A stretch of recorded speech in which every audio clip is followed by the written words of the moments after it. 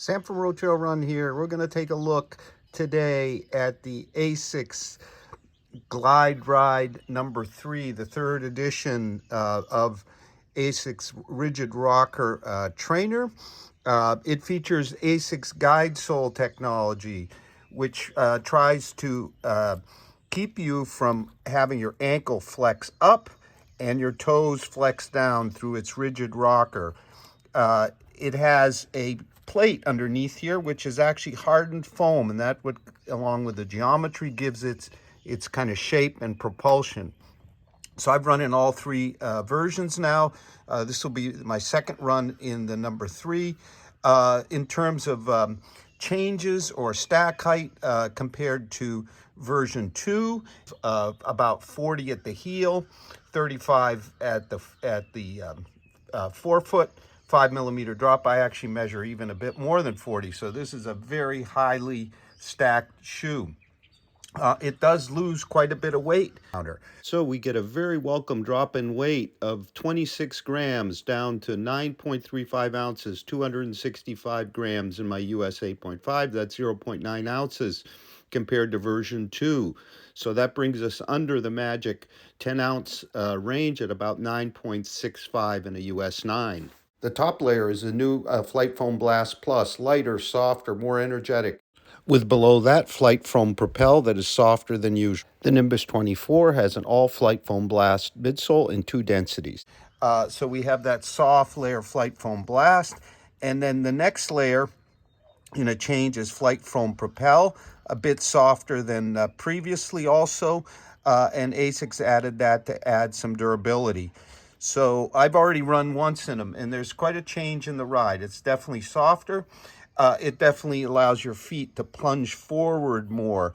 Your toes don't raise up as they don't want you to, but you have more of a rolling sensation, less of kind of getting hung up at the. Because we have this very soft FlyteFoam Blast, your toes kind of go forward a bit more, and you roll through it nicely. And the heel counter, you can see, is not nearly as rigid. This is a somewhat softer mesh upper, typical of what we're seeing from ASICS, and it does include a gusset tongue. So it's $150, and it's launching in June. What is it for? Well, it's a very heavily cushioned daily trainer with a more kind of prescriptive directed ride than, say, the Nimbus 24 is, or the Cumulus 24. We've reviewed both of those. It's not a flexible shoe as those are, so it's more keeping you directed. And ASICS says that approach of their guide sole gives you, their initial studies showed a reduction of ankle joint energy loss of 19% versus conventional shoes in its category. So it's a different kind of ride, but here kind of more softened. So let me take them out for a second run. I'll give you some comments on fit, and then ride, and a few more comparisons to the other ASICS. So we're rolling smooth through the fog here in our Glideride 3. Nice rolling motion, softness felt at the toes, so you really kind of drop in and roll. So my pair isn't my true to size 8.5 US, and we are clearly true to size here with no issues whatsoever. I'm wearing thin, darn tough socks. Foothold is good from the gusset tongue and the overlays. I'm liking that the heel counter, and in my A/B test yesterday, notice that is not nearly as kind of rigid and blocky as the prior version. Plenty of toe box room here. I don't think these will be available in a wide, but this should accommodate quite a few foot shapes. Midfold foothold is solid. You know, somewhere not exactly a high performance fit. It's a roomy, comfortable daily training fit here for kind of your moderate miles, as the shoe is intended, because it is, even though it's very light, it's very high stack, but you can roll along in these. So I'm going to keep going. I like to take them off mid-run as I feel it, to tell you what it feels like to ride here. Well, yesterday I was AB with the older version, and I could clearly sense it was softer, clearly rolled smoother.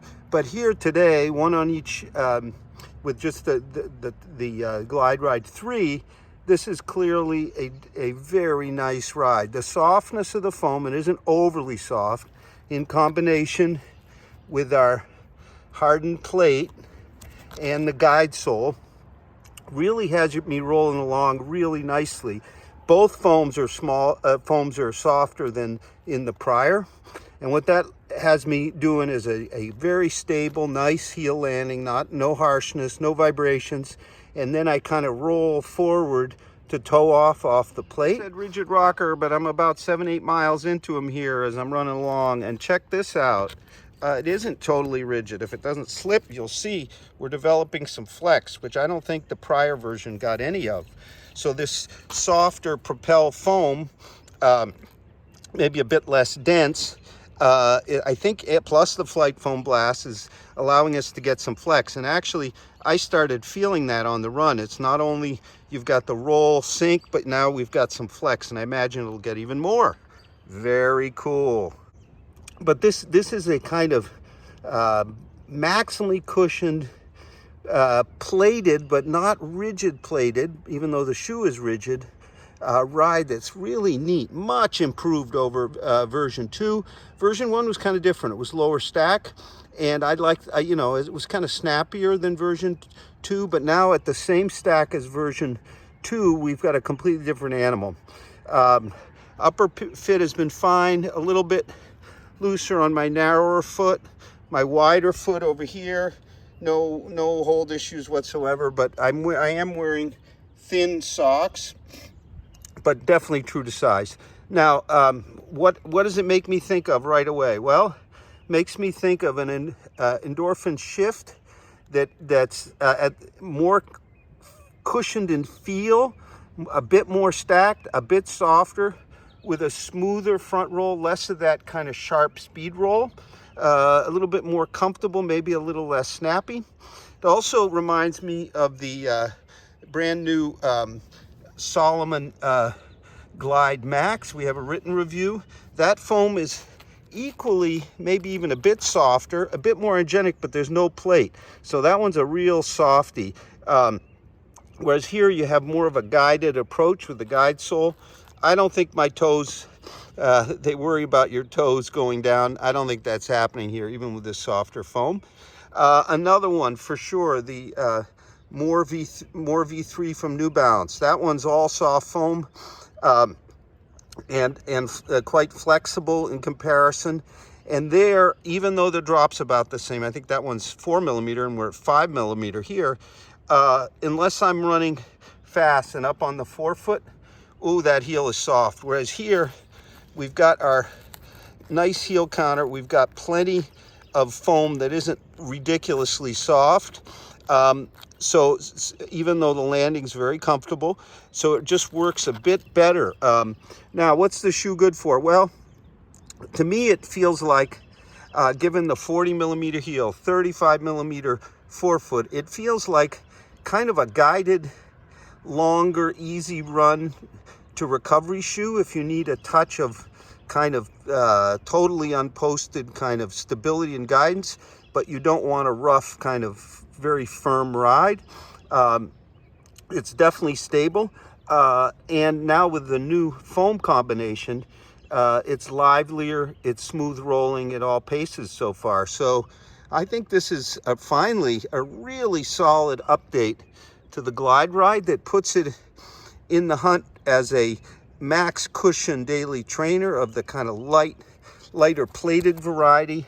And all they did really here was change the foam package to Propel here and FlyteFoam Blast up top, modify the heel counter so it isn't quite as rigid, and get gusset tongue, a new kind of more ventilated upper than version 2. Let's compare our Glideride 2 to number 3. First, let's look a bit at the mesh uppers here. Clearly more ventilation, a bit softer, maybe a bit thicker. Over here, a bit denser, although it was a plenty fine upper, maybe a bit thinner. I found the midfoot to front support a bit more kind of performance oriented than here. This is a bit more comfort oriented, but I still preferring this new upper. Now we turn them around. Big differences in terms of the heel counters. Here, a moderately stiff, but I would say considerably less built upper heel counter than we see with ASICS, whereas on version 2, just a massive, heavy, very, very blocky heel counter. And in my AB run, that was definitely felt. No need for it, adds weight. And so in terms of weight, yeah, there's some differences here, big differences. Our number 2 weighs 10.23 ounces, 290 grams in my US 8.5, and at the same 8.5, same stack height, no change to the underfoot geometry. Our number 3 weighs 9.35 ounces, or 265 grams, so that's a 0.9 ounce, 26 gram difference, which is huge, because now our big shoe here with its 40-35 stack and this really nice upper, you know, really sits down in the weights of many of your kind of daily trainers, this one being sort of maybe the more comfort oriented daily trainer. Now in terms of the foam and the ride, again, it's almost, and I did run them AB, far firmer, kind of a snappier kind of response, but not nearly as comfortable, and I think not nearly as effective, the guide sole technology, because here it's so rigid, and I'll show you, the flex, can't even flex them, and they have more miles than our number 3, whereas you can see number 3 now has some flex already. So what's going on here is that we have that combination now of the rocker effect from the hardened EVA plate, but we have softer, more energetic foam, much more forgiving, less of a sensation of kind of pressure getting past the ball of the foot, because you know you really have to compress this super firm, not super firm, but relatively firm foam here, whereas here you kind of roll into it, and with the additional flex you toe off. So it's sort of a really nice combination. So this is a big update, I would say. Weight, ride characteristics softer, big weight drop, the ride characteristics softer with a bit of flex, so now you just roll along very pleasantly, versus the predecessor here, a rough ride in comparison.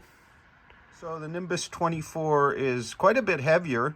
It has a full FlyteFoam Blast midsole. It has gel front and back. It has a truss stick plate, and the FlyteFoam Blast is in 2 densities. Its upper is very similar, really, in fit and feel. But the key difference here really is right out of the box, the Nimbus 24 is at least as flexible. Well, this one's been worn, but a bit more flexible. It's more a flex shoe, whereas our Glideride 3 has that hardened EVA plate. You can see it's stiffer, but it still has some flex. The Nimbus 24, yes, a bit more stable, maybe because of all the plate here and the firmer foam here. But overall, because of the lighter weight here, I'm preferring the Glideride 3 in this matchup. Let's take a look at the popular Novablast 2, which actually weighs a couple tenths of an ounce more and sits on a narrower platform. And it has a lower stack height at 3830, so 2 millimeters less at the heel, 5 millimeters less at the forefoot. It's a speedier shoe, but it's not as stable. The difference in weight really comes from the use of FlyteFoam Blast Plus in the Glideride versus Blast in the Novablast. And the FlyteFoam Blast Plus, even though it's somewhat masked by our Propel layer, is 15% lighter and softer than Blast. Just a better, kind of smoother execution that I think is going to finally make this model much, much more popular. So we're going to have Jeff Beck and I are going to have a full multi-tester review real soon of the ASICS Glideride 3, $150. And it releases in June. Definitely worth considering if you're looking for that max cushion trainer with a bit of guidance, a bit of kind of moving you along a steady path at all paces. It's not, I wouldn't call it a super fast shoe, For that, we're going to also review the Evo Ride and the Noosa Tri, also with guide sole and kind of lower profile lighter, but definitely at 9.35 ounces and 0.9 ounces, 25 grams lighter than the previous model. This is a lot of shoe for the weight and well worth considering. So ASICS sent us the sample at no charge for our review, and we'll have the full multi-tester review real soon of the Glideride 3 as well as the Evo Ride 3 and the Noosa Tri 14. Thank you very much for watching. Have a nice run. I'm going to head back out into the fog.